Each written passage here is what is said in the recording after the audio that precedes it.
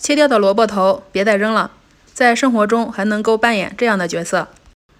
买鱼时卖鱼的师傅没有处理鱼鳞，自己也不怕。回来之后，用萝卜头像这样顺着鱼尾，逆着鱼鳞向上刮，就能够轻松把鱼鳞刮掉。平时刮鱼鳞都是用刀背，这样会把鱼鳞溅得四处都是，并且伤害鱼的皮肤。用萝卜头的好处就是能够有效防止鱼鳞四溅，而且又不会破坏鱼的皮肤。顶多4-5分钟就能够把两面的鱼鳞刮得干干净净，而且收拾鱼鳞的时候还好收拾打扫。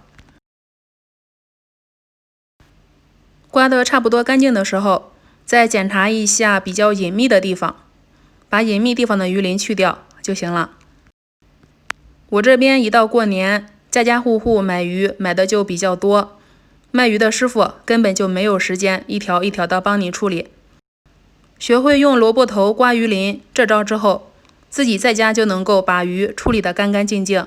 看，像这样，两面都是干干净净的，非常的方便快速。今天的视频就分享到这里了，喜欢的话你也可以试试哦。谢谢您的观看。